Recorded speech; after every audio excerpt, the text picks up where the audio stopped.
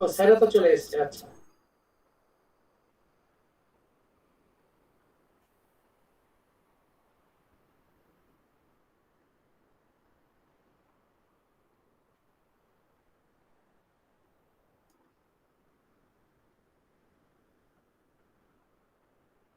হ্যাঁ,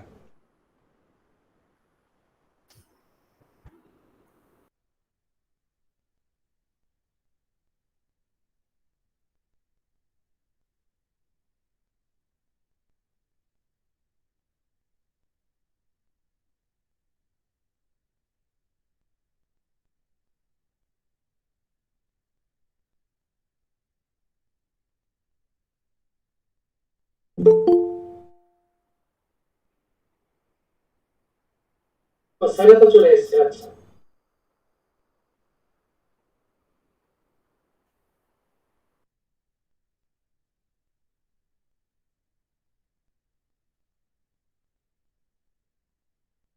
হ্যাঁ, তাহলে আজকে শুরু করা যাক।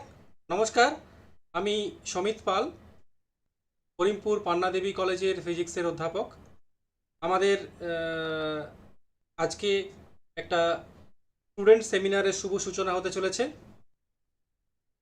আমাদের সমস্ত স্টুডেন্ট আগামী দিনগুলোতে সপ্তাহে একটা করে তাদের পছন্দ মতো কোনো ফিজিক্স সাবজেক্টের উপরে সেমিনার আমাদের সামনে উপস্থিত করবে।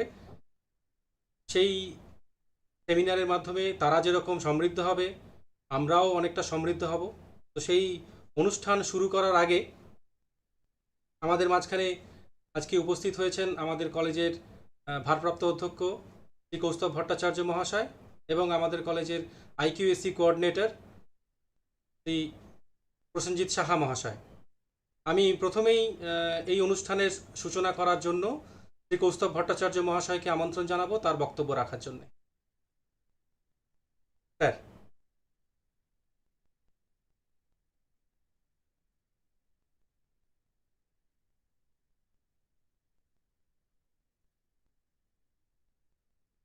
স্যার, শোনা যাচ্ছে?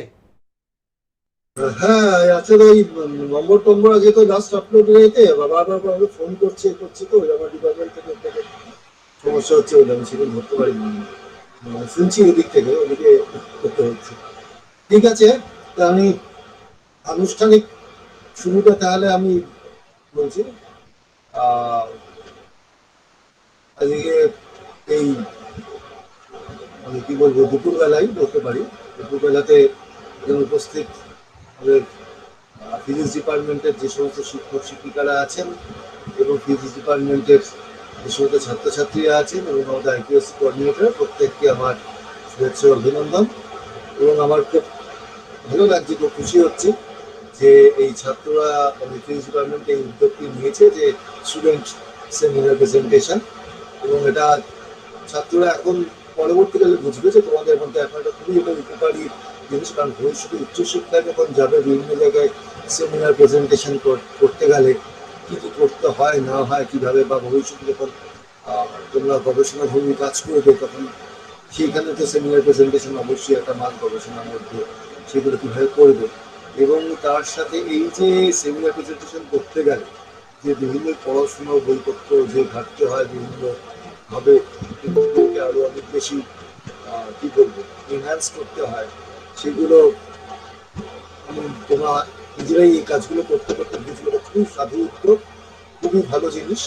এই কারণে এই সেমিনার প্রেজেন্টেশনের মাধ্যমে শুধু নিজের মানে জ্ঞানটাও শুধু বাড়ে না বা কেউ জানছি সেটা নয়, এটা তো সবচেয়ে বড় জিনিস হচ্ছে যে আমি যখন একটা জিনিস করছি জানছি, তখন সেটা আমি করছি জানছি ঠিক আছে, কিন্তু যতক্ষণ আমি ওটা অন্য কাউকে বোঝাচ্ছি ততক্ষণ কিন্তু পর্যন্ত আমি কিন্তু যতটা আমি যে আমার কনসেপচুয়ালাইজেশন যেটাকে বলে আত্মীকরণ বিষয়টি, সেটা কিন্তু হয়ে ওঠে না সম্পূর্ণ। কারণ যখনই আমি জিনিসটাকে বোঝাতে যাচ্ছি কারোর কাছে, তখন বোঝানোর সময়তেই কিন্তু আমি নিজেও বুঝতে পারবো যে আমার কোথায় বোঝার ফাঁক থেকে গেছিলো, কোথায় আমি একটু আটকে যাচ্ছি, কোন জায়গায় ঠিক মতো আমি বোঝাতে প্রকাশ করে উঠতে পারছি না। আর দ্বিতীয়, যে এই আমার বোঝানোর পরে যে আমাকে যে প্রতি প্রশ্নগুলো আমার থেকে আসবে বিভিন্ন যার দিকে আমি বোঝাচ্ছি, সেখান থেকে আমি যে যে একটা একমুখী দৃষ্টিভঙ্গিতে হয়তো আমি জিনিসটাকে দেখেছিলাম, সেটা হচ্ছে আরো যে কয়েকটা দিক খুলে যেতে পারে, তো অন্যভাবে এই জিনিসটাকে ভেবে দেখা সম্ভব বা চিন্তা করা সম্ভব, সেই জিনিসগুলো সম্বন্ধে আমরা অনেক বেশি, মানে কি বলবো, আমরা অনেক বেশি পরিষ্কার হয়ে যাই তখন আমাদের বিষয়টি সম্বন্ধে। ফলে এই সেমিনার প্রেজেন্টেশনটা সত্যিকারেরই প্রচন্ড রকমের উপকারী প্রত্যেকটি ছাত্রছাত্রীর কাছে, এবং প্রত্যেক ডিপার্টমেন্টেই তো উচিত অন্তত সেমিনার প্রেজেন্টেশন করা, এবার স্টুডেন্ট সেমিনারটা অ্যারেঞ্জ করা।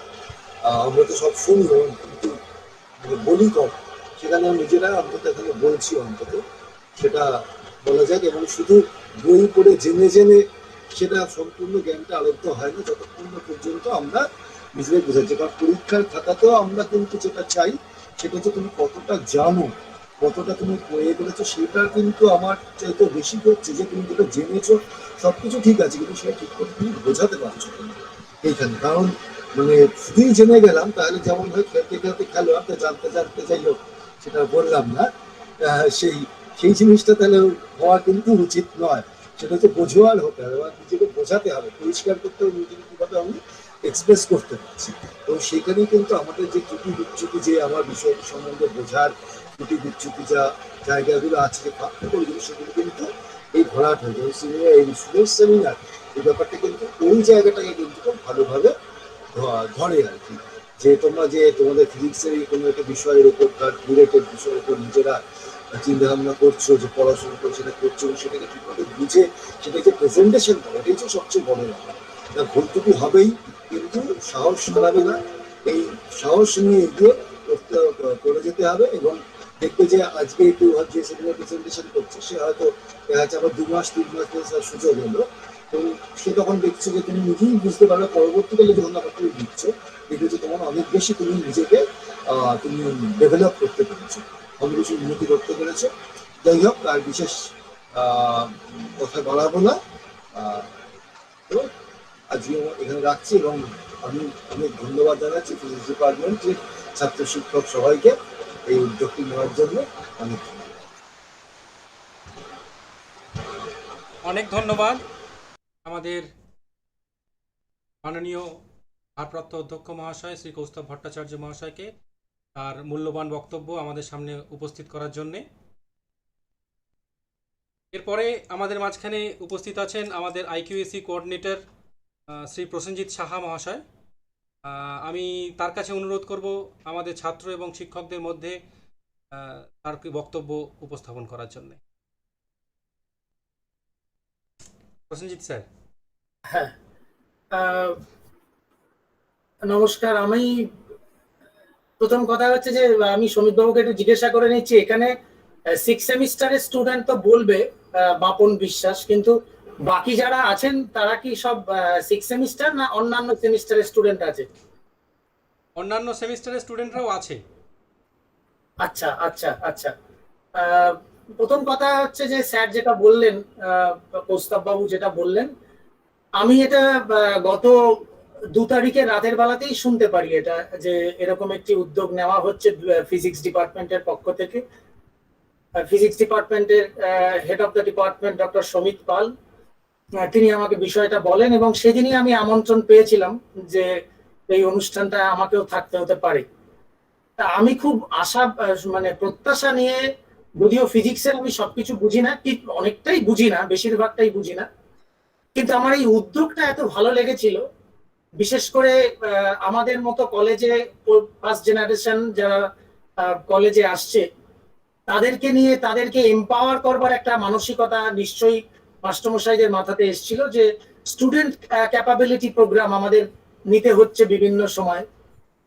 ছাত্রছাত্রীরা নিজে থেকেই কিছু বলবে, কথা বলবে, যেটা স্যার বলছিলেন যে ভবিষ্যতে পরবর্তীকালে আজকাল যে পড়াশোনার ধরন বদলেছে, সেখানে নিজে জানার পাশাপাশি অন্যকে জানানোর ক্যাপাবিলিটিটাও অর্জন করতে হয়।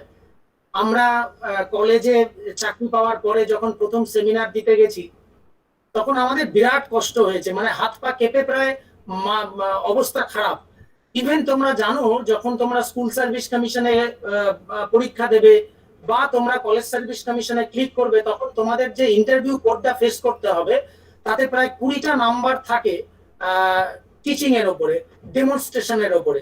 সেই ডেমনস্ট্রেশন ওই অত বাঘা বাঘা লোকের সামনে দিতে গেলে প্রথমবার জীবনে নার্ভের কি অবস্থা হয়, পা হাত পার কি অবস্থা হয়, অতি শীতকালে জামা কাপড় পরা থাকলেও কি অবস্থা হয়, সেটা তোমাদের কল্পনা করে নিতে পারো আমাদের কি অবস্থা হয়েছিল। আমাদের তো এরকম সুযোগ ছিল না, মাস্টারমশাইরা এরকম কোনো সুযোগই দেয়নি, তা আবার অনলাইনে জয়েন করো, এইরকম ধরনের একটা ক্যাপাবিলিটি এনহ্যান্সমেন্ট প্রোগ্রাম বলা যেতে পারে এটাকে। আমার দিক থেকে আমার মনে হয় যে চারা গাছটি সমিত বাবু, রাহুল বাবু, নিতাই বাবুরা আজকে করিমপুর পান্না দেবী কলেজের হয়ে একটা ছোট্ট ডিপার্টমেন্টকে রাখলেন, সেটা সেটা ভবিষ্যতে আমাদের কলেজে মহিরুহে পরিণত হতে পারে। কারণ এই প্র্যাকটিসটা, এই একাডেমিক প্র্যাকটিসটা অন্যান্যদের কাছে এতটাই আকর্ষণীয়, বড় ডিপার্টমেন্টের পক্ষে কি হবে আমি জানি না, ছোট ডিপার্টমেন্টের পক্ষে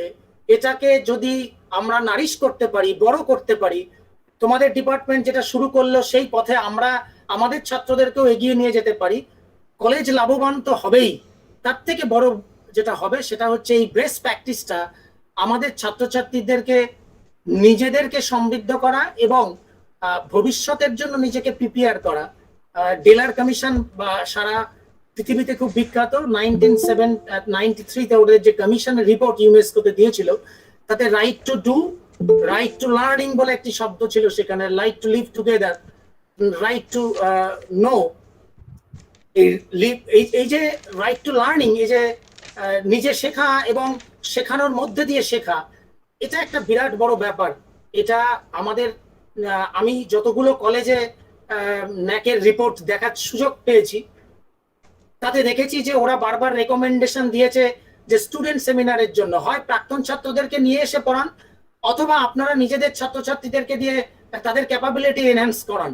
আমি জানি না, অজান্তেই হয়তো ভালো ইনস্টিটিউশনে পড়াশোনা করা মাস্টারমশাই তোমাদের, সমিত বাবু নিজে আইআইটিতে পড়াশোনা করেছেন, রাহুল বাবু নিজে আইআইটিতে পড়াশোনা করেছেন, নিতাই বাবু রয়েছেন, ফলে তাদের মাথা থেকে এ ধরনের একটা ভালো প্র্যাকটিস বেরোবে, এটাই স্বাভাবিক। আমার খুব ভালো লাগছে যে করিমপুর পান্না দেবী কলেজের মতো জায়গায় এই ছোট্ট চারা গাছটি, যেটি ওনারা সযত্নে লালন পালন করছেন, আজকে থেকে শুরু করছেন, আমি জানি এটা সপ্তাহে একটা করে হবে, খুবই অনুপ্রেরণাদায়ক। আমার খুব ভালো লেগেছে। আমি সমগ্র ফিজিক্স ডিপার্টমেন্টকে এই ধরনের একটি একাডেমিক সিদ্ধান্ত নেওয়ার জন্য অত্যন্ত ধন্যবাদ জানাই, আমি কৃতজ্ঞতা জানাই আমাদের কাছে এরকম একটা এক্সাম্পল রাখার জন্য, যে আমরাও যাতে করতে পারি। এবং মাননীয় প্রস্তাববাবুকে তো অবশ্যই তিনি এই ধরনের বিষয়ে অত্যন্ত পজিটিভ অ্যাপ্রোচ দেখান সব সময়তে। ছাত্রছাত্রীরা আমরা কিন্তু প্রত্যেকে তোমাদের প্রেজেন্টেশনটা শোনবার জন্য মুখিয়ে আছি। আমি জানি স্পেশাল থিওরি অন রিলেটিভিটি আমি কিচ্ছু জানি না, কিচ্ছু বুঝি না, কিন্তু আমি দর্শক হিসাবে যখন সমিত বাবুকে না পেয়ে বাপন বিশ্বাসকে পাবো, তখন আমার আগ্রহটা নর্মালি বাড়বে। আমার খুব ভালো লাগছে। আমি ভগবানের কাছে প্রার্থনা করি তোমাদের এই উদ্যোগ, ডিপার্টমেন্টের এই উদ্যোগ এবং তোমাদের প্রিপারেশন তোমরা যেন সম্পূর্ণরূপে ভালোভাবে দিতে পারো। ধন্যবাদ। ধন্যবাদ স্যারকে, শ্রী প্রসেনজিৎ সাহা মহাশয়কে তার মূল্যবান বক্তব্য আমাদের সামনে উপস্থাপন করার জন্যে। আজকের অনুষ্ঠান, আজকের এই প্রেজেন্টেশন শুরু করার আগে এর ইতিহাস সম্বন্ধে বা এটা কি করে আমাদের মাথায় আসলো এই সম্বন্ধে একটু বলি। গত দু এক সপ্তাহ আগে আমাদের ডিপার্টমেন্টের টিচারদের মধ্যে একটা মিটিং আমরা করি। এই মিটিংয়েই আলোচনার মাধ্যমে আমাদের মধ্যে উঠে আসে যে স্টুডেন্টদেরকে তো আমরা সরাসরি শুনতে পাচ্ছি না, ক্লাস থাকলে আমরা স্টুডেন্টদের কথা শুনতে পাই, তাদের সমস্যাগুলোর কথা সরাসরি জানার সুযোগ পাই, কিন্তু এই প্যান্ডেমিক সিচুয়েশনে আমাদের কলেজ বিগত অনেক দিন ধরে বন্ধ। এই অবস্থায় স্টুডেন্টদের সঙ্গে দেখা সাক্ষাৎই হচ্ছে না। এই অবস্থায় স্টুডেন্টদের কথা শোনার জন্য আমরা একটু আগ্রহী ছিলাম। সেই অবস্থায় রাহুল বাবু, নিতাই বাবু এবং আমাদের অর্পিতা ম্যাডাম আমাদের সকলের চিন্তাভাবনা থেকে আসলো যে আমরা যদি স্টুডেন্টদের একটা সেমিনার করি, যেখানে স্টুডেন্টরা প্রত্যেক সপ্তাহে তাদের পছন্দের কোনো একটা বিষয় নিয়ে আলোচনা করতে পারে, তাতে তাদের কথা শোনার একটা সুযোগ আমরা তৈরি করতে পারি এবং এটার মাধ্যমে তাদের ভবিষ্যতে সকলের সামনে কথা বলার একটা অভ্যাস তৈরি হবে, যেটা পরবর্তী জীবনে তাদের অনেকটা কাজে লাগবে। এই রকম একটি ধারণা থেকেই আমরা এই ভাবনা চিন্তাতে এসেছি যে স্টুডেন্ট সেমিনার আমরা শুরু করব। এবং প্রায় 2 সপ্তাহ আগেই আমরা ঠিক করেছি, একটা শিডিউল করে নিয়েছি যে প্রত্যেক সপ্তাহে কে কে তার উপস্থাপন করবে। সবচেয়ে প্রথম আগ্রহী হয় বাপন বিশ্বাস। সেই নিজেই প্রথম বলে, স্যার আমি প্রথমে প্রেজেন্টেশন দেব। এবং আমি তার কাছে খুব কৃতজ্ঞ, ধন্যবাদ জানাই বাপন বিশ্বাসকে এরকম একটি প্রস্তাবে সাড়া দেওয়ার জন্যে। বাপন বিশ্বাস আমাদের কলেজের 6th সেমিস্টারের স্টুডেন্ট। বিগত 5টা সেমিস্টার ধরে কনসিস্টেন্টলি ওর এসজিপিএ খুবই ভালো, প্রায় 8-এর কাছাকাছি ওর এসজিপিএ। প্রথম দিকটাতে একটু কম ছিল, পরবর্তীকালে এই এসজিপিএ বাড়িয়ে ও 8-এর কাছাকাছি নিয়ে এসেছে। আমি আপনকে অনুরোধ জানাবো, আপন এসো, তোমার প্রেজেন্টেশন শুরু করো।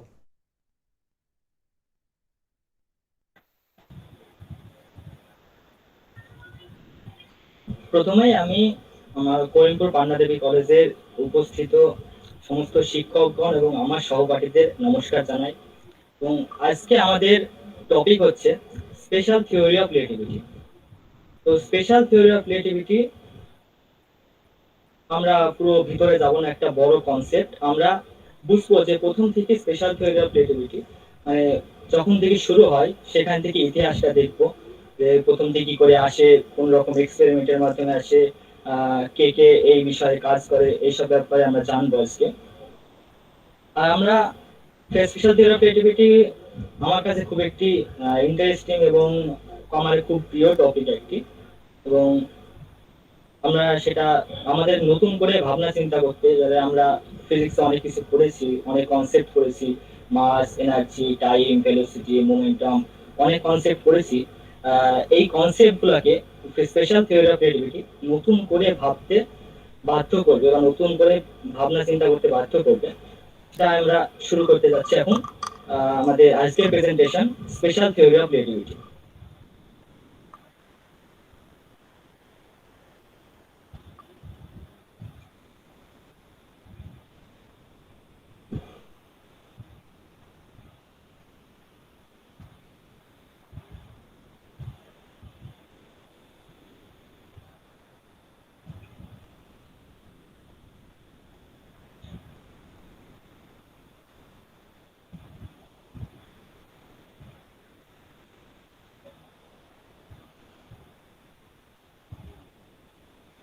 স্যার শেয়ার স্ক্রিন হচ্ছে না স্যার।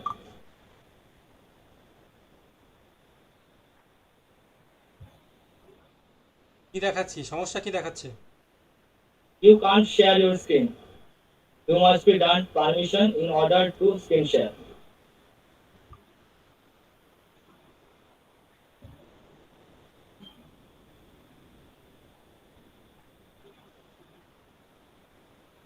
আরেকবার চেষ্টা করো।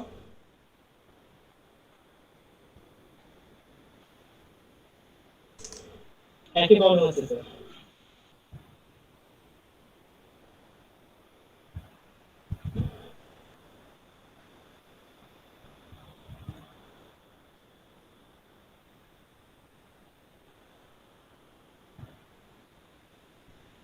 ডিসকানেক্ট করে আবার কানেক্ট করো।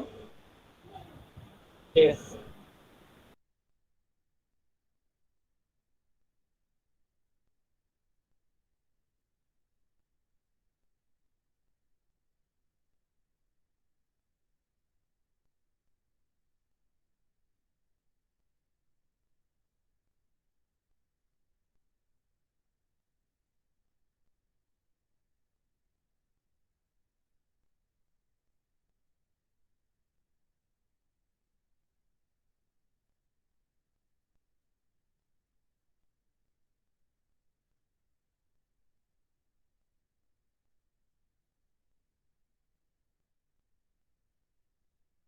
আগে ফুল স্ক্রিন করে নাও।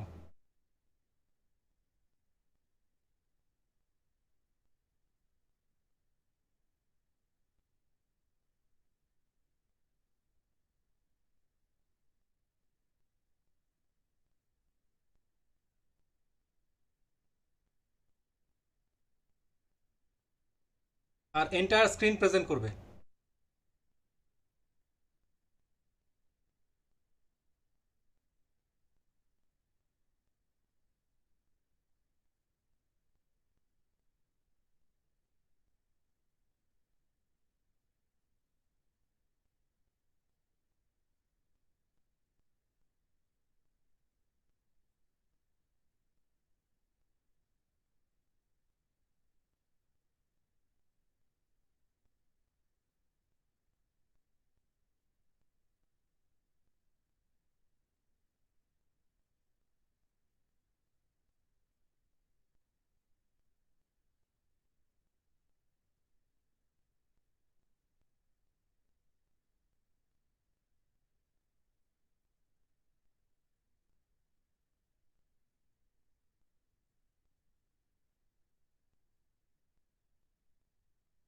হ্যাঁ, করো।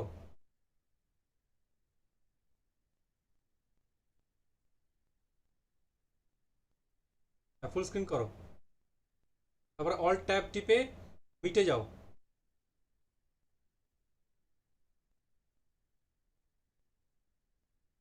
শেয়ার স্ক্রিন করো, প্রেজেন্ট করো।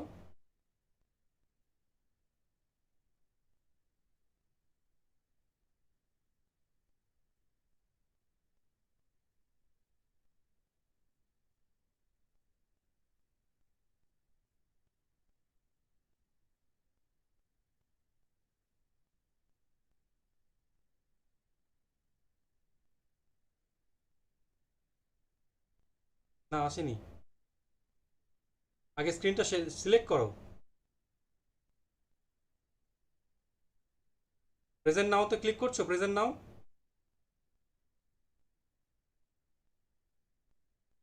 একটু আগেই তো এসেছিল।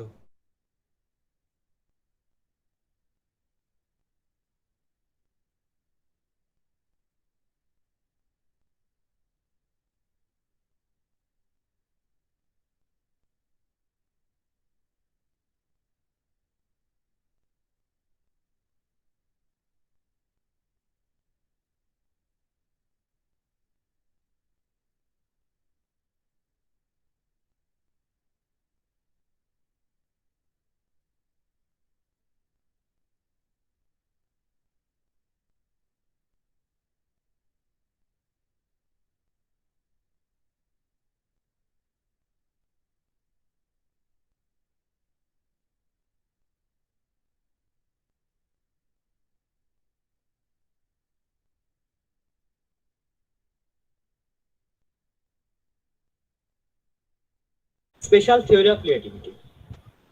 স্পেশাল থিওরি অফ রিলেটিভিটি বুঝতে গেলে আমাদের প্রথমেই বুঝতে হবে রিলেটিভিটি কি, রিলেটিভিটির কনসেপ্টটা কি, ফিজিক্সে রিলেটিভিটির কাজ কি।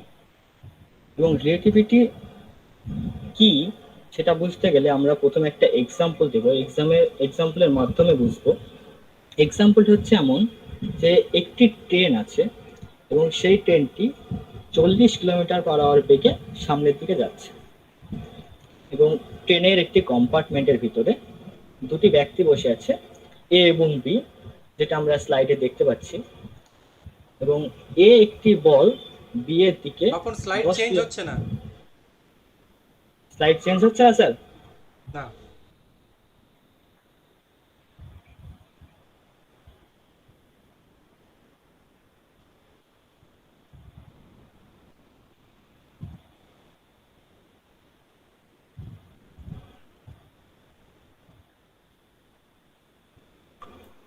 সুমিত, বাপনের কি কোনো সমস্যা হচ্ছে?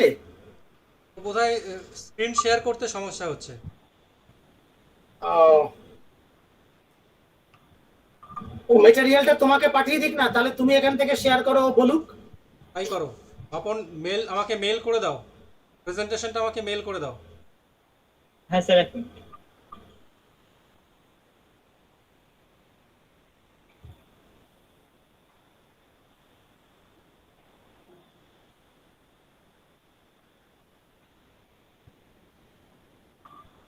তবে রিলেটিভিটি কি, রিলেটিভিটি কি সেটা বোঝার জন্য আমরা একটা এক্সাম্পল দেব। সেই এক্সাম্পলটা এমন যে একটি ট্রেন আছে এবং সেই ট্রেনটি 40 কিলোমিটার/আওয়ার বেগে সামনের দিকে যাচ্ছে। এবং এই পরিস্থিতিতে ট্রেনের কম্পার্টমেন্টের ভিতরে দুটি ব্যক্তি বসে আছে, এ এবং বি, যেটা আমরা স্লাইডে দেখতে পাচ্ছি। এবং এ একটি বল বি এর দিকে 10 কিলোমিটার/আওয়ার বেগে ছুটছে। এখন বি কি দেখবে? বি দেখবে যে এ তার দিকে বলটি 10 কিলোমিটার/আওয়ার বেগে ছুটলো। কিন্তু এই পরিস্থিতিতে আরেকটি ব্যক্তি সি, যে ট্রেনের বাইরে আছে, সে এই সমস্ত ঘটনাটি দেখছে এবং সে দেখবে যে এ বি এর দিকে বলটি 50 কিলোমিটার/আওয়ার বেগে ছুটলো। 50 কিলোমিটার কি করে? 40 কিলোমিটার ট্রেনের বেগ প্লাস 10 কিলোমিটার যেটা এ বি এর দিকে বলটা ছিল। এবার আমাদের কাছে একটা কোশ্চেন আসে যে বি এবং সি দুটি অবজারভারের ক্ষেত্রে দুই রকম রেজাল্ট কি করে সম্ভব? দুটি আলাদা রেজাল্ট আসছে। বি এর জন্য বি দেখছে 10 কিলোমিটার/আওয়ার বেগে, কিন্তু সি দেখছে 50 কিলোমিটার/আওয়ার বেগে। এই দুই রকম রেজাল্ট কি করে সম্ভব? এইখান থেকে রিলেটিভিটির জন্ম হয়, এখান থেকে রিলেটিভিটির সূচনা হয়। এবং এরপরে এই প্রবলেমটা সলিউশন করার জন্য ফিজিক্সের 19th সেঞ্চুরিতে অনেক থিওরি তৈরি হয় এবং তার ভিতরে সব থেকে ইম্পর্টেন্ট যে থিওরিগুলো আছে সেগুলো আমরা আজকে জানবো। এবং এই প্রবলেমটা সলিউশন করার জন্য আমরা প্রথমেই শিখব ফ্রেম অফ রেফারেন্স। তো ফ্রেম অফ রেফারেন্স কি? ফ্রেম অফ রেফারেন্স বলতে গেলে আমরা বলবো কোনো জিনিসের সাপেক্ষে কোনো জিনিসকে বোঝানোই হচ্ছে ফ্রেম অফ রেফারেন্স। এর একটা উদাহরণ দিই আমরা, যে আমাদের যদি কেউ জিজ্ঞাসা করে যে করিমপুর পান্নাদেবী কলেজটি কোথায়, তাহলে আমরা কি বলবো? যে আপনি প্রথমে করিমপুর বাস স্ট্যান্ডে নামবেন, তারপরে সোজা রাস্তা ধরে 100 মিটার বা 200 মিটার যাবেন, তারপর আপনি করিমপুর পান্নাদেবী কলেজে পৌঁছে যাবেন। এই যে একটা জিনিসের সাপেক্ষে আর একটা জিনিসকে আমরা বোঝালাম, এটা হচ্ছে ফ্রেম অফ রেফারেন্স। এই এক্সাম্পলে যে বাস স্ট্যান্ডটাকে আমরা বলছি বাস স্ট্যান্ডের সাপেক্ষে করিমপুর পান্নাদেবী কলেজ এতটা দূরে, সেই বাস স্ট্যান্ডটা হচ্ছে আমাদের কাছে এখন ফ্রেম অফ রেফারেন্স। এবার ফ্রেম অফ রেফারেন্স ফিজিক্সে আমরা কিভাবে ইউজ করি? Frame of reference physics use করে আমরা জানি যে কোনো পার্টিকেল বা কোনো বস্তু যদি থাকে কোনো জায়গায় তার পজিশন বোঝানোর জন্য, তাহলে আমরা ফিজিক্সে কোঅর্ডিনেট সিস্টেম ইউজ করি। কোঅর্ডিনেট সিস্টেম কি? কোনো একটি বিন্দু আছে বা সেখানে একটা পার্টিকেল আছে, সেই পার্টিকেলটি এক্স অ্যাক্সিস থেকে কতটা দূরে অবস্থিত, ওয়াই অ্যাক্সিস থেকে কতটা দূরে অবস্থিত এবং কতটা হাইটে আছে। এর মাধ্যমে আমরা পৃথিবীতে বা পৃথিবীর বাইরে স্পেসের যে কোনো জায়গাকার পজিশন আমরা বলতে পারি এই কোঅর্ডিনেট সিস্টেমের মাধ্যমে। এরপরে আমরা আসবো ফ্রেম অফ রেফারেন্সের প্রকারভেদের উপর। ফ্রেম অফ রেফারেন্স কয় প্রকার হয়? ফ্রেম অফ রেফারেন্স ইউজুয়ালি দু প্রকার হয়, ইনার্শিয়াল ফ্রেম অফ রেফারেন্স আর non inertial frame of reference. তো ইনার্শিয়াল ফ্রেম অফ রেফারেন্স আর non inertial frame of reference কাকে বলে? তো ইনার্শিয়াল ফ্রেম অফ রেফারেন্স হচ্ছে যে ফ্রেম অফ রেফারেন্স নিউটন লকে মেনে চলে, সেটা হচ্ছে ইনার্শিয়াল ফ্রেম অফ রেফারেন্স। আর যেগুলি মেনে চলে না, সেটা নন ইনার্শিয়াল ফ্রেম অফ রেফারেন্স। আমরা স্পেশাল থিওরি অফ রিলেটিভিটির আলোচনায় শুধু ইনার্শিয়াল ফ্রেম অফ রেফারেন্স নিয়ে কাজ করব, নন ইনার্শিয়াল ফ্রেম অফ রেফারেন্স নিয়ে কাজ করব না, সেটা আলাদা টপিক হবে। নন ইনার্শিয়াল ফ্রেম অফ রেফারেন্স আলোচনা করলে সেটা জেনারেল থিওরি অফ রিলেটিভিটি হয়ে যাবে। সো আমরা স্পেশাল থিওরি অফ রিলেটিভিটিতে ইনার্শিয়াল ফ্রেম অফ রেফারেন্স নিয়ে কাজ করব। এরপরে আমরা আসি যে আমরা দেখতে পাচ্ছি স্ক্রিনে যে দুটি ফ্রেম আছে, এস ফ্রেম এবং এস প্রাইম ফ্রেম। এবং এস ফ্রেমের সাপেক্ষে, যেটা আমরা আগেই বলেছি ফ্রেম অফ রেফারেন্স, এস ফ্রেমের সাপেক্ষে এস প্রাইম ফ্রেমটি ভি বেগে পজিটিভ এক্স এর দিকে যাচ্ছে। যদি এইরকম হয় যে একটি ফ্রেম রেস্টে আছে বা স্থির আছে এবং তার সাপেক্ষে কোনো ফ্রেম বা কোনো জিনিস যদি কনস্ট্যান্ট বেগে যায়, তাহলে সেই ফ্রেমটাকেও আমরা ইনার্শিয়াল ফ্রেম বলবো। এটা যে কোনো ডিরেকশন হতে পারে, এক্স এ হতে পারে, ওয়াই হতে পারে, যেটা হচ্ছে কোনো ডিরেকশন হতে পারে, যদি স্থির ফ্রেমের সাপেক্ষে কোনো ফ্রেম যদি কনস্ট্যান্ট স্পিডে যায়, তাহলে প্রথম ফ্রেমটা যদি ইনার্শিয়াল ফ্রেম হয়, তাহলে দ্বিতীয়টি ইনার্শিয়াল ফ্রেম হবে। এরপরে আমরা আসবো principle of relativity. Principle of relativity কি? প্রিন্সিপাল অফ রিলেটিভিটিতে বলা হয়, অল ল অফ ফিজিক্স আর same in all inertial frame of reference. ফিজিক্সের বা প্রকৃতির সমস্ত ল প্রতিটা ইনার্শিয়াল ফ্রেমে একই থাকবে। এটা হচ্ছে প্রিন্সিপাল অফ রিলেটিভিটি। এবার প্রিন্সিপাল অফ রিলেটিভিটি আমরা বুঝলাম প্রিন্সিপাল অফ রিলেটিভিটি কি। তাহলে আমরা দেখছি যে আমরা 10 এর এক্সাম্পলটা প্রথমেই দেখলাম যে একটা ফ্রেম থেকে যদি আরেকটা ফ্রেমে ট্রান্সফার হই বা যাই আমরা, তাহলে দুটি আলাদা রকম রেজাল্ট আসছে। একজনের ক্ষেত্রে আলাদা রকম রেজাল্ট হচ্ছে, অন্যজন অন্য ফ্রেম থেকে দেখছে, আলাদা রকম রেজাল্ট হচ্ছে। সো এই প্রবলেমটা সলভ করার জন্য আমরা 19th সেঞ্চুরিতে ইউজ করতাম গ্যালিলিয়ান ট্রান্সফরমেশন ইকুয়েশন।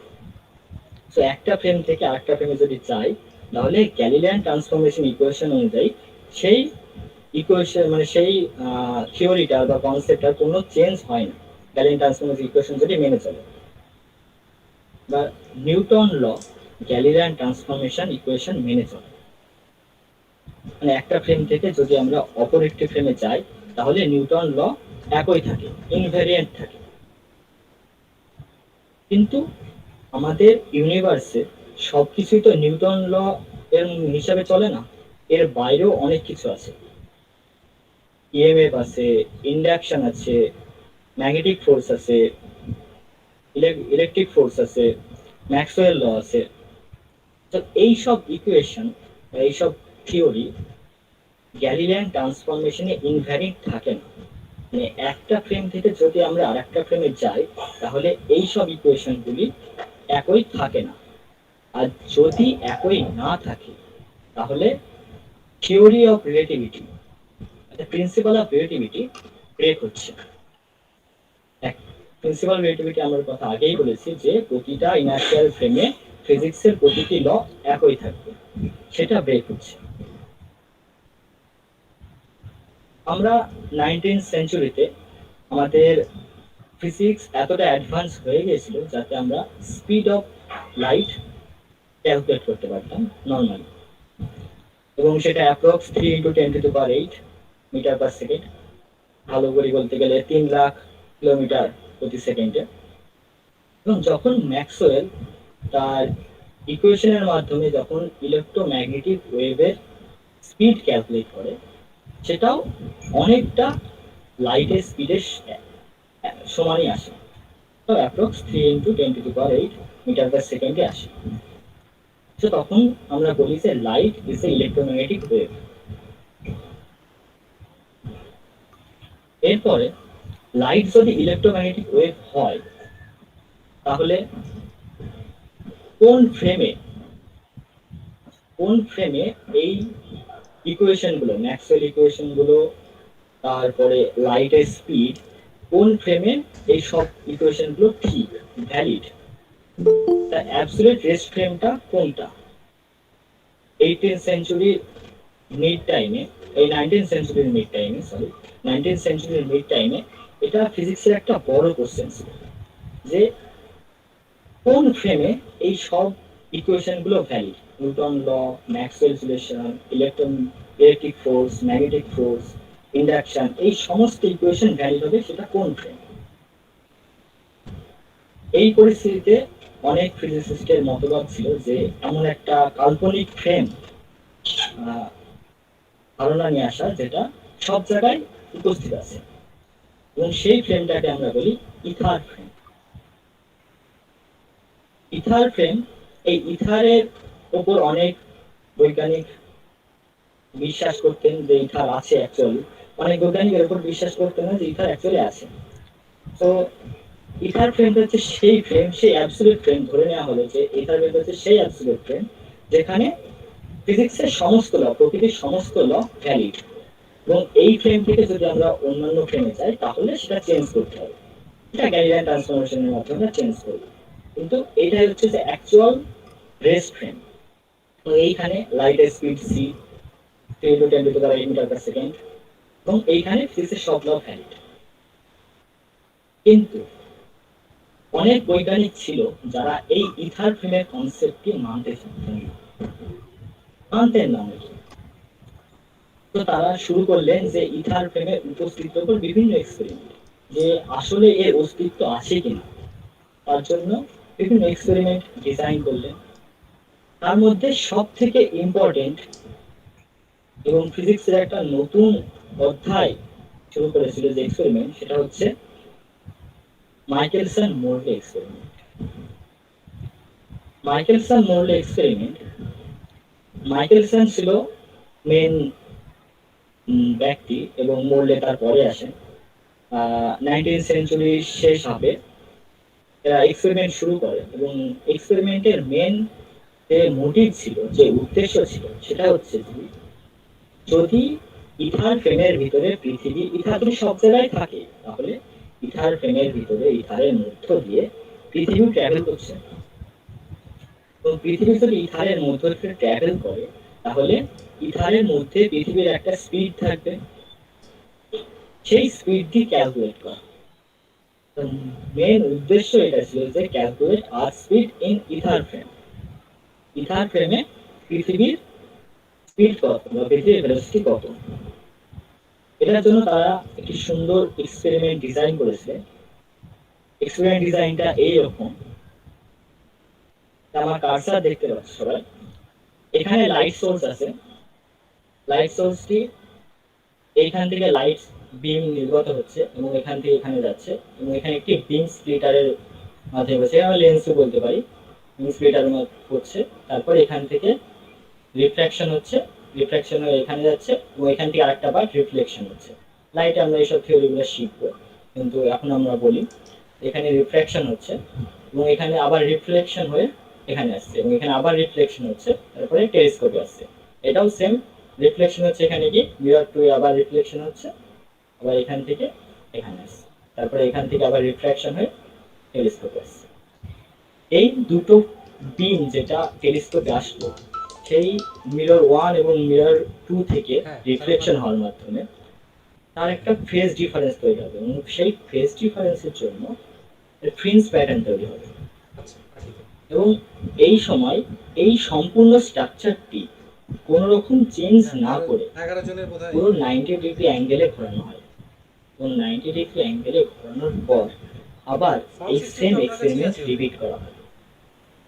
তারপরে দেখা যায় যে ফ্রিঞ্জ শিফট কত, সেই ফ্রিঞ্জ শিফট দেখে আমরা ঠিক আছে, সেই ভেলোসিটি ক্যালকুলেট করতে পারি, যে ইথারের ভিতরে পৃথিবীর স্পিড কত, আর্থের স্পিড কত, সেটা আমরা ক্যালকুলেট করতে পারি। ঠিক আছে, কিন্তু মাইকেলসন মোরলে যখন ফার্স্ট টাইম এক্সপেরিমেন্টটি করেন, তখন বা এক্সপেরিমেন্টটি প্রথমবার যখন করেন, তখন প্রথমবারই কোনো ফ্রিঞ্জ শিফট দেখতে পান না।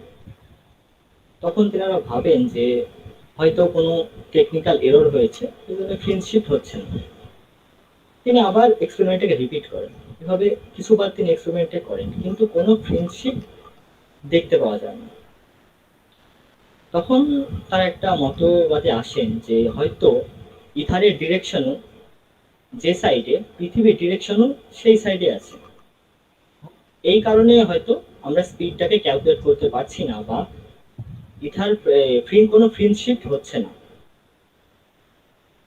এই প্রবলেমের সলিউশনের জন্য মাইকেলসন মোরলে বছরের বিভিন্ন সময়ে পৃথিবীর বিভিন্ন জায়গায় এই এক্সপেরিমেন্টটি বারবার করেন, এবং এই এক্সপেরিমেন্টের কিছু গুরুত্বপূর্ণ ফ্যাক্ট আমরা আলোচনা করি বা আমি বলি।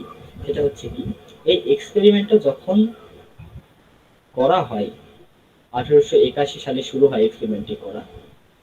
এই যে বিম স্প্লিটার থেকে মিরর 1-এর যে দৈর্ঘ্যটা আমরা দেখছি, যে লেন্থটা দেখছি, সেটা মাইকেলসন মোরলে 22 মিটার নিয়েছিলেন, এবং বিম স্প্লিটার থেকে মিরর 2 ডিস্টেন্সটাও 22 মিটারই ছিল। কত বড় স্ট্রাকচার!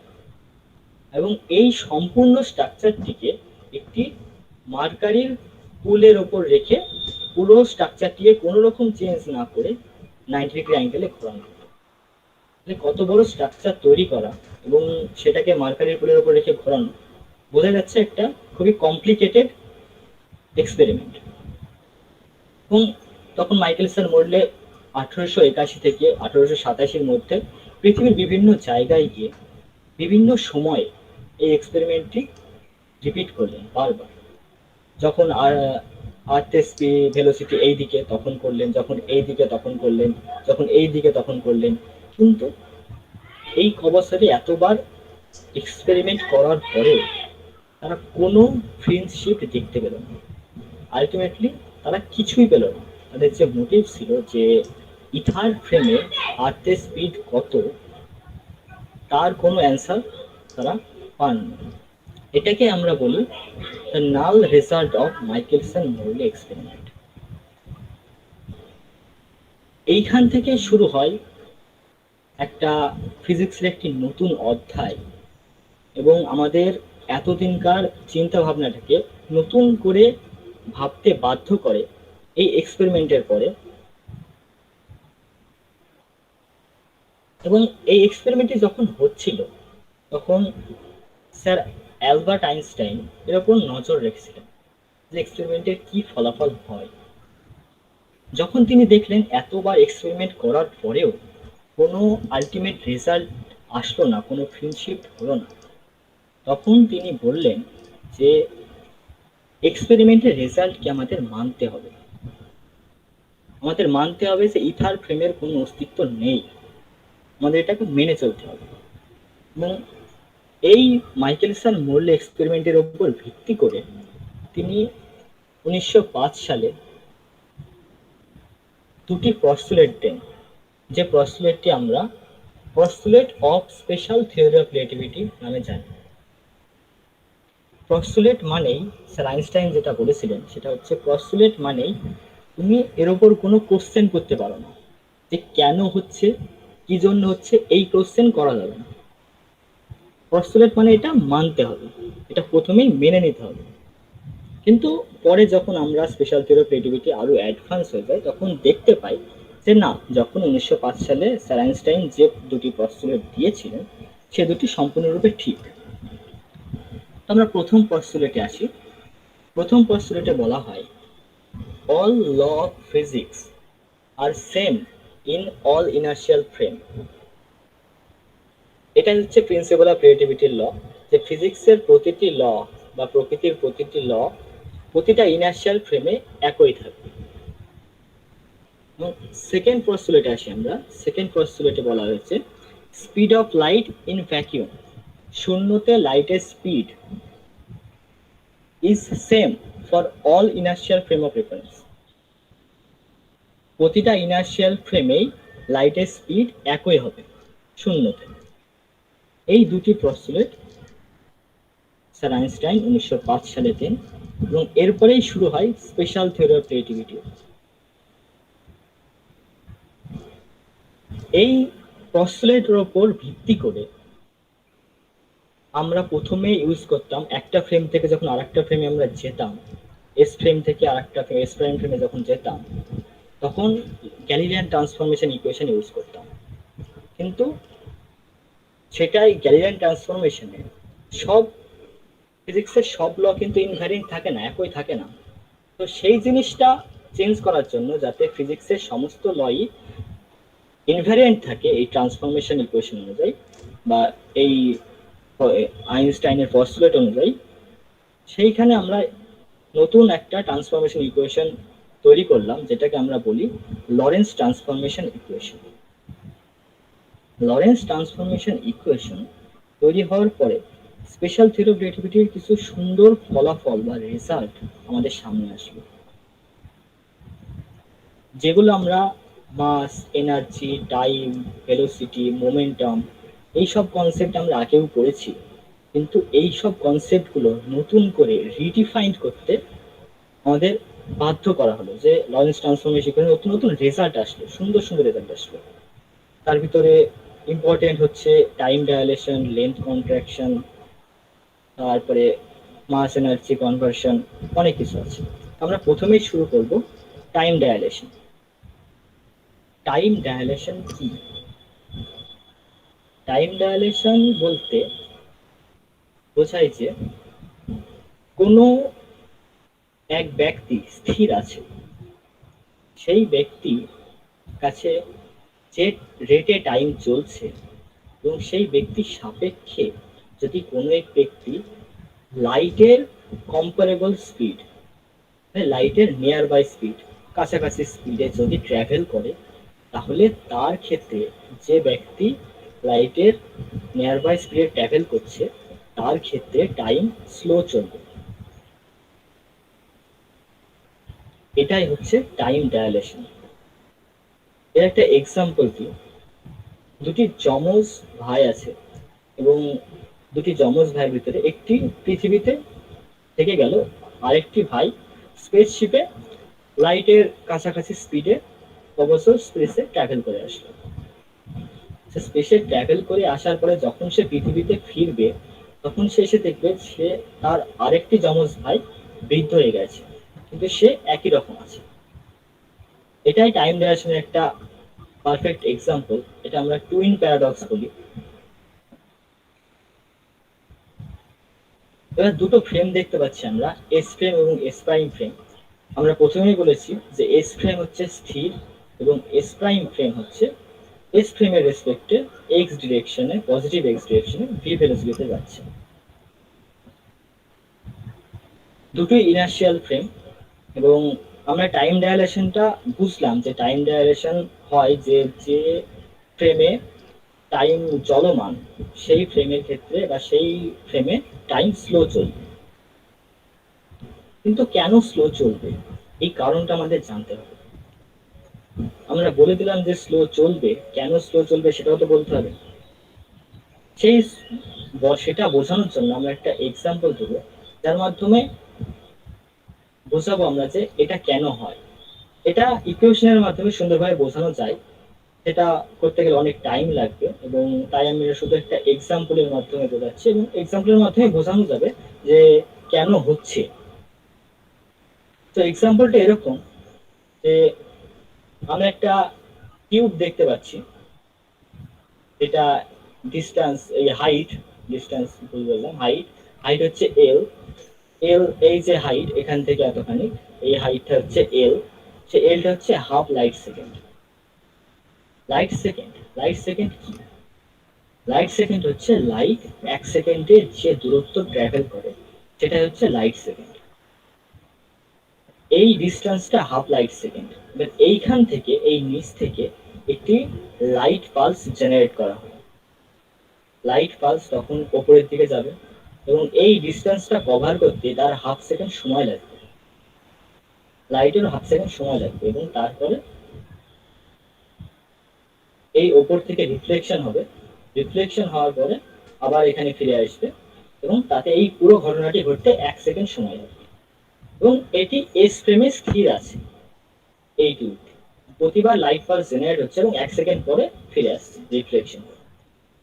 এই একই ঘটনাটি যদি আমরা একটি অন্য ফ্রেম থেকে দেখি, এস প্রাইম ফ্রেম, যেখানে এই ফ্রেমের সাপেক্ষে সেটি চলমান, ভি বেগে চলমান, পজিটিভ এক্স ডিরেকশনে ভি বেগে চলমান, বা যে কোনো দিকে ভি বেগে চলমান, তাহলে আমরা কি দেখব? তাহলে আমরা দেখব যে এই পুরো টিউবটি ভি বেগে পেছনের দিকে যাবে, পেছনের দিকে যাবে। এর উদাহরণ বলি আমি একটা, আমরা যখন বাসে ট্রাভেল করি, বাস, ট্রেন বা যে কোনো জিনিসে ট্রাভেল করি, তখন আমরা কি দেখি? যদি বাসে ট্রাভেল করি, বাসের জানলা দিয়ে যদি বাইরের দিকে তাকাই, তাহলে আমরা দেখি যে বাসটি যে স্পিডে ট্রাভেল করছে, বাইরের সব জিনিসগুলো, গাছপালা, মাটি, কোনো মানুষ দাঁড়িয়ে থাকলে সেও সেই স্পিডেই পেছনের দিকে যাচ্ছে। কিন্তু তারা আসলে তো পেছনের দিকে যাচ্ছে না, তারা তো স্থির।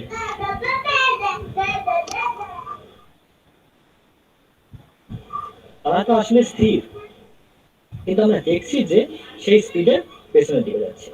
এই সেম কনসেপ্ট এখান থেকে আসে যে আমরা যদি এই ফ্রেমের সাপেক্ষে কোনো ফ্রেম যদি চলমান হয়, তাহলে আমরা দেখবো যে এই টিউবটি সেই বেগেই পেছনের দিকে যাবে। তাহলে আমরা এবার বুঝি যে এইখান থেকে একটি লাইট পালস জেনারেট হলো, এবং লাইট পালস জেনারেট হয়ে সেটা ট্যাপেল করতে শুরু করবে, এবং তার এইখান থেকে এই হাইটটা কভার করতে তার হাফ সেকেন্ড সময় লাগবে। কিন্তু যখন এই লাইট পালসটি এইখান থেকে উঠে এত দূর পর্যন্ত যাবে, এল ডিস্টেন্স কভার করবে, ততক্ষণে এই জিনিসটা, এই পুরো কিউবটা আর একই জায়গায় থাকবে না। তখন এটা ভি ভেলোসিটিতে এই দিকে ট্রাভেল করছে, তো এইটা পজিশনটা তখন এইখানে চলে আসবে আর এস প্রাইম ফ্রেম থেকে দেখলে বা চলমান ফ্রেম থেকে দেখলে আমরা দেখবো যে লাইটের পথটা তখন এইখান থেকে এইভাবে উপরে উঠছে না, তখন এইখান থেকে শুরু হচ্ছে এবং এইখানে বেশি হচ্ছে। সেম জিনিস যখন আবার এখান থেকে রিফ্লেকশন হবে,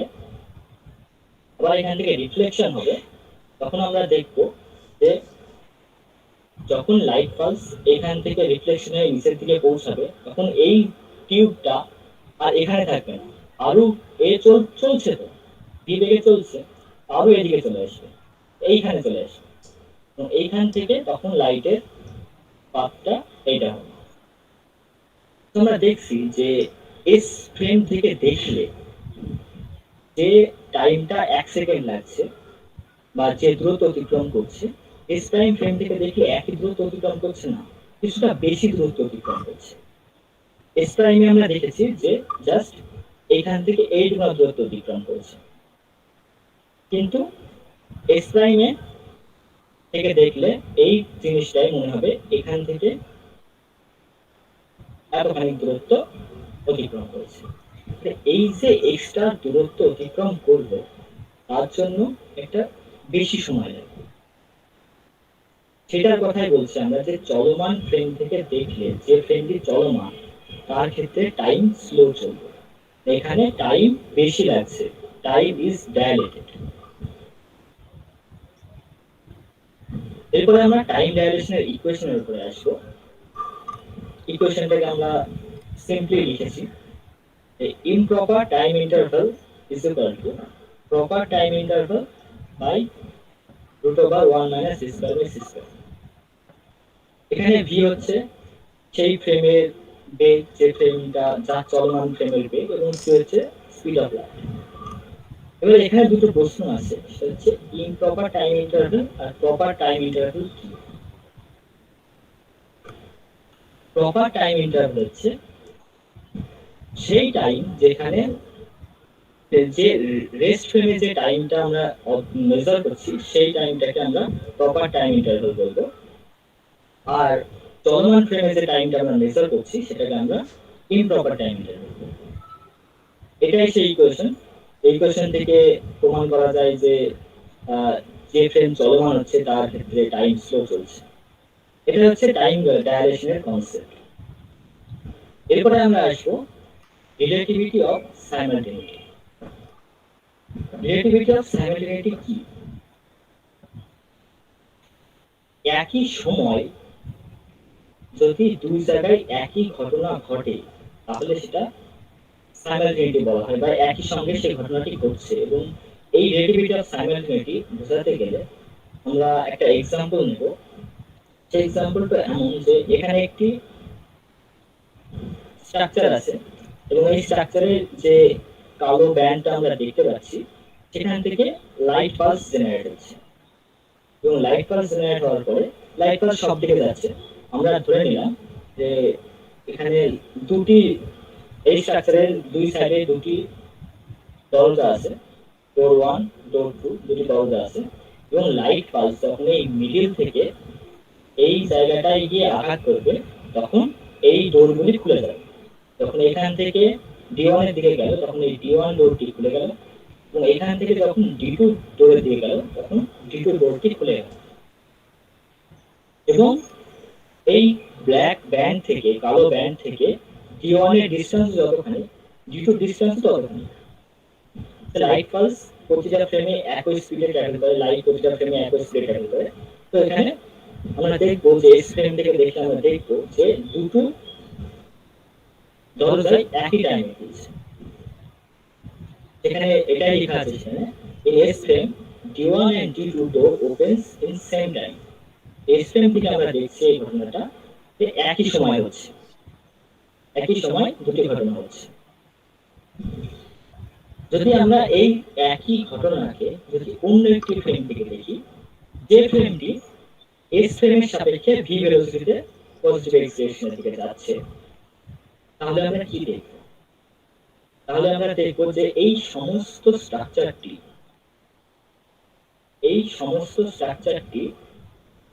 ভি বেগে এই দিকে যাবে, ভি বেগের দিকে নেগেটিভ এক্সিলারেশনের দিকে যাবে, পেছনের দিকে যাবে। তো প্রথমে এই ডটেড লাইনটা ছিল এর পজিশন,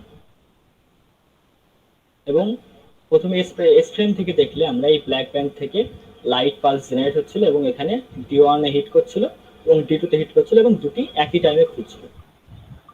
কিন্তু এস প্রাইম ফ্রেম থেকে দেখলে, সিং ফ্রম এস প্রাইম, আমরা দেখব যে এই লাইট পালস যখন জেনারেট হবে, লাইট যখন ট্রাভেল করা শুরু করবে, তখন D1 আর এক পজিশনে থাকবে না, কারণ এই পুরো স্ট্রাকচারটি তখন ভি ভেলোসিটিতে ভি গতিবেগে এই দিকে যাচ্ছে, পেছনের দিকে যাচ্ছে বা নেগেটিভ এক্সিলারেশনের দিকে যাচ্ছে।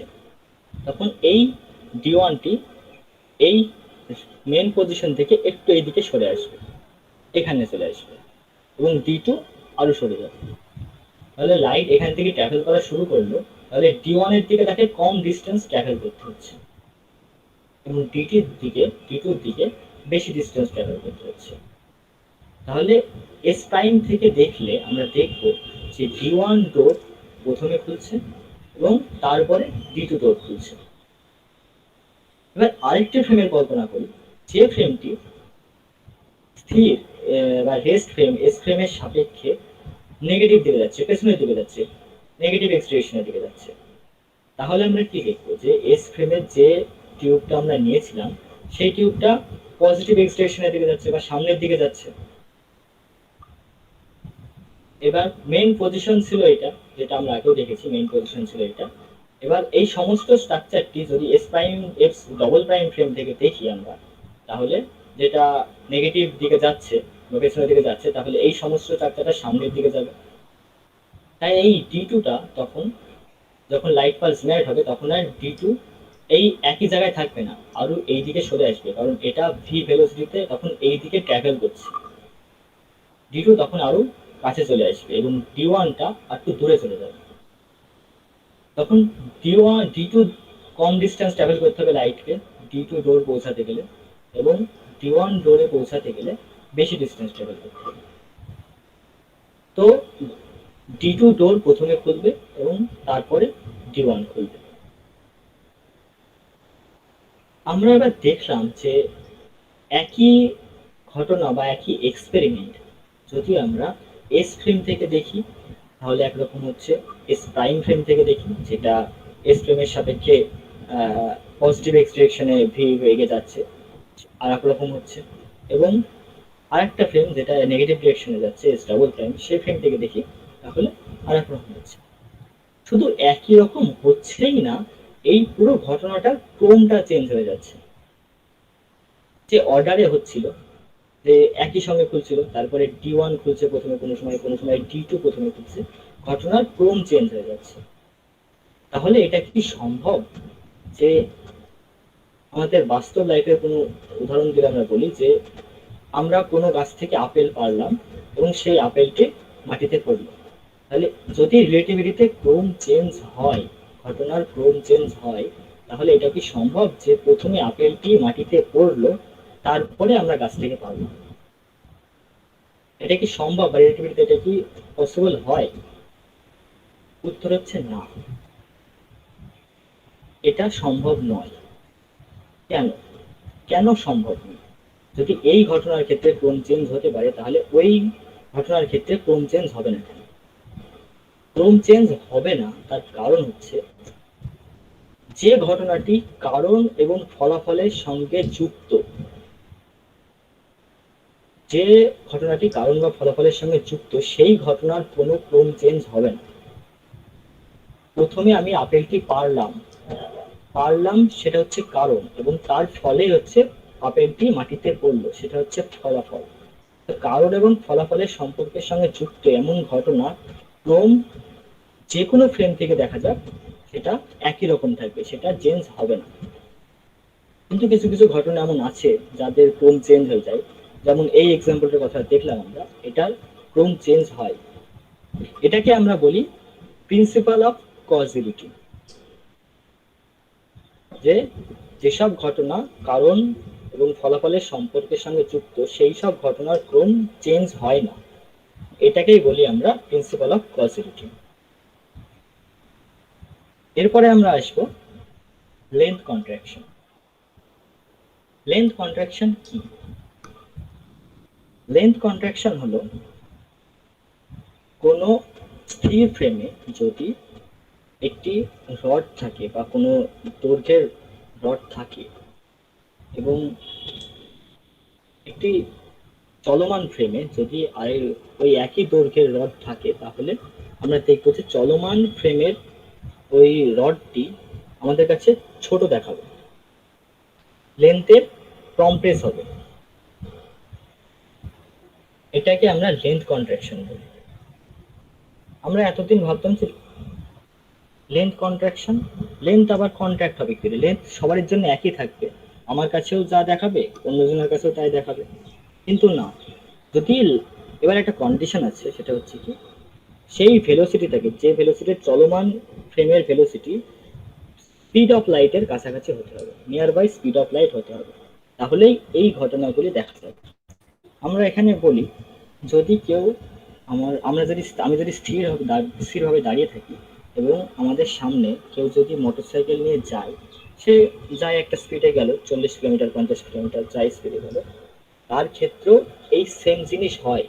বাস্তবে এই জিনিসটা হয় যে তার লেন্থ কম্প্রেস হয় বা কমে যায়, যে চলমান তার তার লেন্থটা কম হবে, কিন্তু সেই ভেলোসিটিটা এত কম বা সেই লেন্থ কন্ট্রাকশনটা এতই কম, সেটাকে আমরা বাস্তবে বুঝতে পারি না।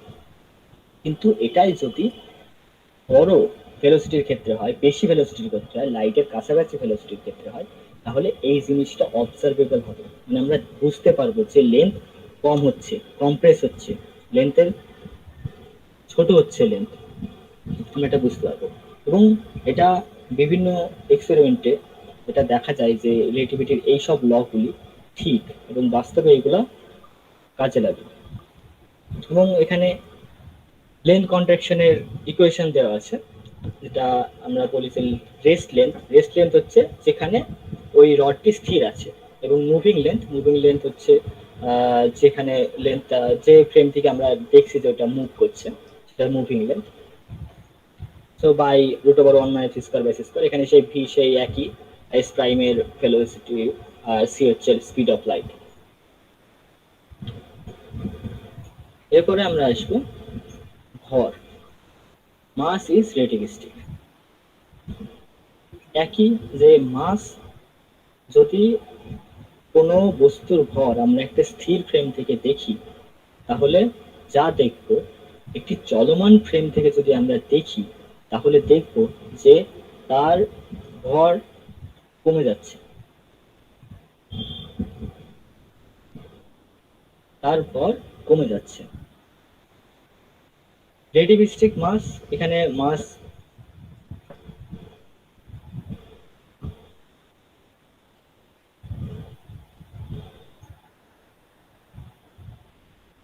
হ্যালো স্যার, আওয়াজ আসছে? হ্যাঁ, শোনা যাচ্ছে, হ্যালো স্যার, আওয়াজ? শোনা হ্যাঁ যাচ্ছে। ঠিক আছে স্যার, হ্যাঁ ঠিক আছে স্যার। সো এখানে আমরা রিলেটিভিস্টিক মাসের ইকুয়েশন দিয়েছি, যেটা আমরা বলেছি relativistic mass equal to rest mass by √1 - v²/c²। Same ডিনোমিনেটরটা একই, উপরে রেস্ট মাস, যেখানে মাসটি, যে ফ্রেমে মাসটি স্থির আছে সেটা আমরা রেস্ট মাস বলবো, এবং রিলেটিভিস্টিক মাস বলবো যে ফ্রেমে মাসটি চলমান। এবং লেন্থ কন্ট্রাকশনের ক্ষেত্রে দেখেছি আমরা যে স্থির যে লেন্থটা থাকবে সেটাই হচ্ছে কোনো বস্তুর, স্থির ফ্রেমের যে লেন্থটা থাকবে সেটাই হচ্ছে কোনো বস্তুর বা কোনো রড বা কোনো জিনিসের সব থেকে বেশি, সব থেকে বড় লেন্থ। এবং তারপরে যে কোনো ফ্রেম থেকে দেখি আমরা, তাহলে দেখবো যে তার থেকে হয় সমান দেখবো বা তার থেকে ছোট দেখবো। টাইমের ক্ষেত্রে উল্টো, টাইমের ক্ষেত্রে স্থির ফ্রেমে যেটা দেখবো সেটাই সব থেকে কম টাইম, এবং অন্যান্য ফ্রেম থেকে দেখে দেখবো তার ক্ষেত্রে টাইম স্লো চলছে, মানে টাইম ডায়ালেট হচ্ছে, টাইম এর বিস্তার হচ্ছে। মাসের ক্ষেত্রেও অনেকটা একই রকম, যে স্থির ফ্রেম থেকে যদি দেখি আমরা, তাহলে দেখবো যে মাসটা যা আছে চলমান ফ্রেম থেকে দেখলে দেখবো আমরা মাসটা কমে গেছে স্থির ফ্রেমের থেকে রেসপেক্টে। এরপরে আমরা আসবো রিলেটিভিটির একটা খুব ফেমাস ইকুয়েশনে, এটা আমরা মাস এনার্জি কনভার্সন ইকুয়েশন বলি। হচ্ছে E equal to m zero c square by root over one minus v square by c square, যেখানে ই হচ্ছে টোটাল এনার্জি এবং এম জিরো হচ্ছে রেস্ট মাস এবং সি হচ্ছে স্পিড অফ লাইট। এই equation দেখানোর মেন কারণই এটা হচ্ছে যে আমরা বিভিন্ন মুভিতে, সাইফাই মুভিতে, সায়েন্স ফিকশন মুভিতে দেখি যে বিভিন্ন স্পেসশিপ লাইটের থেকে বেশি স্পিড ট্রাভেল করছে, বা লাইটের সমান স্পিড ট্রাভেল করছে, টাইম ট্রাভেল করছে। এটা কি বাস্তবে সম্ভব? লাইটের সমান স্পিড অ্যাচিভ করা বা লাইটের থেকে বেশি স্পিডে যাওয়া কোনো যানের ক্ষেত্রে বা কোনো ব্যক্তির ক্ষেত্রে কি সম্ভব? উত্তরটা হচ্ছে না। লাইটের সমান স্পিড অ্যাচিভ করা বা লাইটের থেকে বেশি স্পিড অ্যাচিভ করা আমাদের বাস্তব জীবনে সম্ভব নয়। কেন সম্ভব নয়, এই কোশ্চেনটা প্রথমে আসে যে কেন সম্ভব না, আমরা লাইটের থেকে বেশি স্পিডে অ্যাচিভ করতে পারি না কেন, বা লাইটের সমান স্পিডও অ্যাচিভ করতে পারি না কেন? সেই কোশ্চেনের অ্যান্সার জন্য আমরা এই ইকুয়েশনটা ইউজ করব। এই ইকুয়েশন এরকম, যদি আমরা কোনো যানের স্পিড লাইটের সমান করে দিই, তাহলে ভি এর জায়গায় আমরা সি, মানে ভি ভেলোসিটিটাকে সি পর্যন্ত নিয়ে গেলাম আমরা, তাহলে আমরা কি দেখবো? এই ইকুয়েশন অনুযায়ী এই ভি এর জায়গায় আমরা সি বসিয়েছি এবং এর জায়গায় সি বসানোর জন্য এখানে সি স্কোয়ার হয়ে গেছে এবং এই দুটো কেটে গিয়ে ওয়ান হয়ে যাবে, তো ওয়ান মাইনাস ওয়ান হয়ে যাবে, মানে নিচে ডিনোমিনেটরটা জিরো হয়ে যাবে। এবার আমরা জানি যে কোনো জিনিসকে যদি জিরো দিয়ে ভাগ করা হয় সেটা ইনফিনিটি হয়ে যায়, অসীম হয়ে যায়। এখানে এই ইকুয়েশনটাই অসীম হওয়ার মানে হচ্ছে যদি আমরা কোনো জিনিসের স্পিড লাইটের সমান করতে চাই, তাহলে আমাদের ইনফিনিটি পরিমাণ এনার্জি দিতে হবে, যেটা বাস্তবে সম্ভব না। ইনফিনিটি পরিমাণ এনার্জি দিলেই তা লাইটের সমান স্পিড অ্যাচিভ করবে। ইনফিনিটি পরিমাণ এনার্জি দেওয়া আমাদের বাস্তব লাইফে বা বাস্তব জীবনে সম্ভব না। এজন্য আমরা বলবো in real life we can't achieve the velocity of light. বাস্তব জীবনে আমরা লাইটের সমান বা লাইটের থেকে বেশি স্পিড আমরা অ্যাচিভ করতে পারি না। এই ইকুয়েশনেরই একটা সহজ ফর্ম আছে যেটা আমরা সবাই জানি, যেটা আমরা ছোটবেলা থেকেই দেখেছি, সায়েন্সের স্টুডেন্ট হোক বা না হোক, আইনস্টাইনের সেই ফেমাস ইকুয়েশন আমরা সবাই দেখেছি। এবং এই ইকুয়েশনটা একটা শর্ট ফর্ম, যেখানে ভি যদি খুব ছোট হয় তাহলে ডিনোমিনেটরটা আমরা নেগলেক্ট করতে পারি, ওয়ান ধরতে পারি, এবং সেই ক্ষেত্রে সেই ইকুয়েশনটা আমরা ব্যবহার করি। এবং এই ইকুয়েশনটা অনেক ফিজিক্স বইয়েরই হোক, অনেক সায়েন্স বইয়েরই হোক কভার পেজে থাকে, the famous equation of Einstein, E equal to mc square.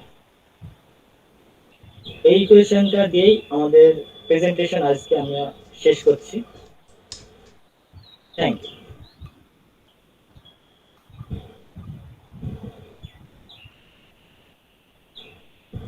অনেক ধন্যবাদ পাপনকে রিলেটিভিটির কনসেপ্টটা গল্পের মতো আমাদের সামনে উপস্থাপন করার জন্যে। শুরু করেছিল একেবারে গোড়ার দিকে গ্যালিলিওর সময়কাল থেকে, গ্যালিলিয়ান ট্রান্সফরমেশন থেকে শুরু করে একেবারে Einstein's equation E equal to MC square পর্যন্ত গল্প আকারে বেশ সুন্দর করে উপস্থাপন করলো আমাদের সামনে। আমি যারা যারা এখনও উপস্থিত আছে তাদের মধ্যে থেকে যদি কেউ বাপনকে কোনো প্রশ্ন করতে চায়, আমাদের টিচাররা বা ছাত্ররা কেউ যদি কোনো প্রশ্ন বা কোনো সাজেশান দিতে চায়, তাদেরকে আমি বলবো তাদের বক্তব্য রাখার জন্য। প্রথমেই বলি রাহুল স্যারকে। হ্যাঁ, বাপন খুব সুন্দরভাবে প্রেজেন্টেশন দিয়েছে অবশ্যই।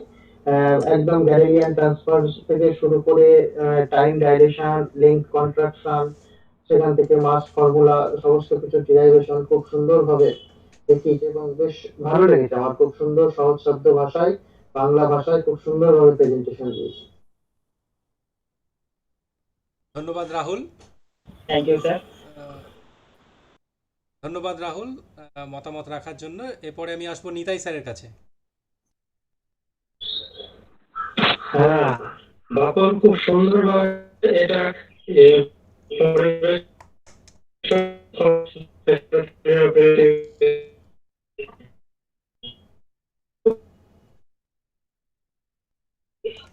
টেকনিক্যাল কারণে নিতাই স্যারের কথা আমরা বুঝতে হ্যালো। পারছি না। টেকনিক্যাল কারণে বোধহয় নেটওয়ার্কের সমস্যার জন্য নিতাই স্যারের কথা শুনতে পাচ্ছি না। হ্যালো,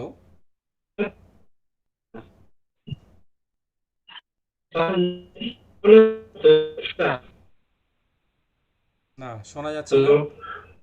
নিতাই স্যারের কথা শোনা যাচ্ছে না। আচ্ছা, ও অর্পিতা ম্যাম আছেন? অর্পিতা ম্যাম,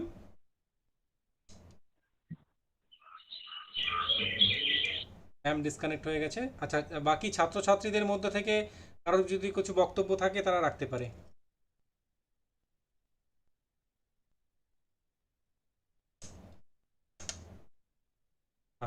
কারোর বক্তব্য নেই। আমাদের আইকিউএসসি কোঅর্ডিনেটর স্যার এখনও আছেন আমাদের সঙ্গে উপস্থিত। পুরো প্রেজেন্টেশনটাই তিনি শুনেছেন।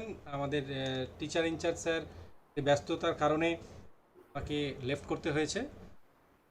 শুনে নেব প্রসেনজিৎ স্যারের বক্তব্য। আমি তো খুব ভালো লাগছিল আর কি বিষয়টা সম্পর্কে। আমার আগে পেছনে ধারণা নেই, কিন্তু থিওরি অফ রিলেটিভিটি সম্পর্কে আইনস্টাইনের ধারণা না বুঝলেও জানি এইটুকুই। কিন্তু আমি সেগুলো নিয়ে ভাবছিলাম না। আমি ভাবছিলাম যে কত সাবলীল ভাবে বাড়িতে বসে এত সুন্দর ভাবে একটা স্ক্রিনের সামনে বসে এই প্রেজেন্টেশনটা দেওয়া যায়, বাংলা ভাষায় বোঝানো যায়। ক্লাসটা করতে খুব ভালো লাগছিল, ভীষণই ভালো লাগছিল। এটার ভেতরে অতিরঞ্জিত কিছু নেই। আমার মনে হয় আমার মতো যারা এখানে উপস্থিত আছে তাদের প্রত্যেকেই ওর ক্লাসের সেশনটাকে আমরা এনজয় করেছি। এবং আমি একটা জিনিস অনুরোধ করবো ডিপার্টমেন্ট, ফিজিক্স ডিপার্টমেন্ট, যেহেতু তাদের এটা একটা অন্যতম ভালো উদ্যোগ শুধু নয়, এটার একটা ফিউচার আছে খুব সুন্দর। এটা দিয়ে কলেজ অনেক বেশি গেনার হতে পারে ছাত্রছাত্রীদের পাশাপাশি, প্যারালাল একটা ডেভেলপমেন্ট হতে পারে। এই প্রোগ্রামটা যে রেগুলার বেসিসে হবে, এটা যে একটা প্রজেক্ট, এইটা কলেজকে, সেটা তো কেপিটিসি হোয়াটসঅ্যাপ হোক বা কলেজ ওয়েবসাইটে হোক, এটাকে বাকি ডিপার্টমেন্ট গুলোকে জানানোর জন্য এটা করা দরকার। আমি যেদিক থেকে বলছি সেটা নিশ্চয়ই টিচাররা বুঝতে পারছে। শুধু এই কারণে নয় যে এটা একটা অ্যাডভার্টাইজমেন্ট হবে যে আমাদের ছাত্ররা বাকিদের কাছে পৌঁছবে খবরটা, তারা পার্টিসিপেট করতে পারে, শুধু এই কারণেই নয়। আমি বলছি যে বাকি ডিপার্টমেন্ট গুলোর কাছে এটা একটা আইডিয়াল ফর্ম অফ প্র্যাকটিস হতে পারে। সেই কারণে এই উদ্যোগটাকে ফিজিক্স ডিপার্টমেন্ট যদি ইনিশিয়েটিভ নিতে পারে, জানাতে যেতে পারে, তাহলে আমাদের পক্ষে বাকি ডিপার্টমেন্ট গুলোর কাছে পৌঁছানো যে এরকম ভাবে ভাবনা চিন্তা করা যেতে পারে, এটা খুব ভালো। আর ওর লেকচারটা ইউটিউবে খুব সম্ভবত থেকে গেল। এইরকম ভাবে যদি একটা কনসোর্টিয়াম করা যায় বা ডিপোজিটর করা যায় বিভিন্ন কলেজ লেকচার গুলোকে ডিপার্টমেন্ট অনুসারে স্টুডেন্ট সেমিনার হিসাবে, এটাও আমাদের একটা বিরাট বড় কাজ হতে পারে। ভবিষ্যতে অনেকগুলো মিসিং এরকম উদ্যোগ আগে কখনো কেউ নাই। এক শিক্ষক দিবসে ছাত্ররা একদিনের জন্য শিক্ষক হয়ে যায়, কিন্তু প্রতিদিনের নিত্য অভ্যাসে তাদের যদি এটা ঢুকিয়ে দেওয়া যায়, খুব কাজের জিনিস হবে। আমার মনে হয় এই এই এই বিজ্ঞাপন অর্থে কলেজের স্বার্থে, শিক্ষার্থীদের স্বার্থে, মাস্টারমশাইদের স্বার্থে, অন্যান্য ডিপার্টমেন্টের স্টুডেন্টদের স্বার্থে এটা একটু দেওয়ার দরকার। এবার আপনারা বিভাগে একটু আলোচনা করে দেখবেন সেটা একটু যদি করা যায় আর কি। এবং ওরা যে প্রেজেন্টেশন দিচ্ছে সেটার যদি লিংক তৈরি করে দেওয়া যায়, সেটাতেও ছাত্রছাত্রী অ্যাক্সেস করতে পারে, সেটা যদি একটু ভালো হয় একটু দেখবেন আর কি। এইটাই বলার আমার। বাকি সকলকে ধন্যবাদ, ভীষণ ভালো হয়েছে, আমি খুব এনজয় করেছি, পুরো সেশনটা শুনেছি বসে, খুব ভালো লেগেছে। Thank you sir. ধন্যবাদ শ্রী প্রসেনজিৎ সাহা মহাশয়কে। ধন্যবাদ শ্রী রাহুল স্যারকে, ধন্যবাদ শ্রী নিতাই স্যারকে তাদের বক্তব্য রাখার জন্যে। প্রসেনজিৎ স্যারের সূত্র ধরেই আমি বলি, এই যে লেকচারটা আজকে হলো, বাপন উপস্থাপন করলো, এটা আমাদের লাইভ স্ট্রিমিংয়ে দেওয়া হয়েছে, ইউটিউবের লাইভ স্ট্রিমিংয়ে। আগামী দিনে যতগুলো প্রেজেন্টেশন হবে, স্টুডেন্টরা প্রেজেন্ট করবে, সবগুলোই ইউটিউবের লাইভ স্ট্রিমে থাকবে এবং সেটা কলেজের একটা প্রপার্টি হিসাবে রাখার আমরা চেষ্টা করব। প্রেজেন্টেশন লিঙ্কটা শেয়ার করা যাবে কিনা স্টুডেন্টদের সঙ্গে সেটা একটা টেকনিক্যাল বিষয়, সেটা পরবর্তীকালে ভাবনা চিন্তা করা যেতে পারে, কিন্তু এই লাইভ ক্লাসটা অলওয়েজ ইউটিউবে থাকবে। আজকে অ্যানাউন্স করে দিই, আজকের পরের দিন 23/7/21 23/7/21-এর প্রেজেন্টেশন থাকবে হালিম শেখের প্রেজেন্টেশন হবে 23/7/21-এ, শুক্রবার, সেম টাইম। যদি না কোনো সমস্যার মধ্যে আমরা পড়তে হয় তাহলে 23/7/21-এই হালিমের প্রেজেন্টেশন হবে। হালিম আমাকে জানিয়ে দেবে তোমার প্রেজেন্টেশনের টপিকটা কি হবে ইত্যাদি, আমাকে আগামী 2-3 দিনের মধ্যে জানিয়ে দেবে, আমি সেটা রেডি করে নেব। এই বলেই আমাদের এই সেশন শেষ করছি। আর একটা সমিতবাবু, আর একটা একটু কথা বলার ছিল, এখানে মাস্টারমশাইরা আছেন। সেটা হচ্ছে যে একটা জিনিস আমি খুব এনজয় করছিলাম, সেটা হচ্ছে এই ছাত্র বাপন যা বলছে, যেভাবে বলছে, ভালো প্রতিমা দর্শন করলে শিল্পীর তো গুরুত্ব থাকে, শিল্পীকে সবসময় দেখা যায় না। ভালো সিনেমা হলে ডাইরেক্টরের একটা অবদান থাকে। আমার মনে হয় ডিপার্টমেন্টের টিচারদের যে কন্ট্রিবিউশন বাপনের এই প্রেজেন্টেশনে, সেটা কিন্তু আমরা বসে উপভোগ করতে পারছিলাম আর কি। কত নিখুঁত ভাবে পড়ানো হয়েছে বিষয়টাকে, যে এত সুন্দরভাবে উপস্থাপন করতে পারলো। আমার খুব ভালো লেগেছে এটা। ধন্যবাদ সকলকে ধন্যবাদ দিয়ে আজকের এই অনুষ্ঠান শেষ করছি।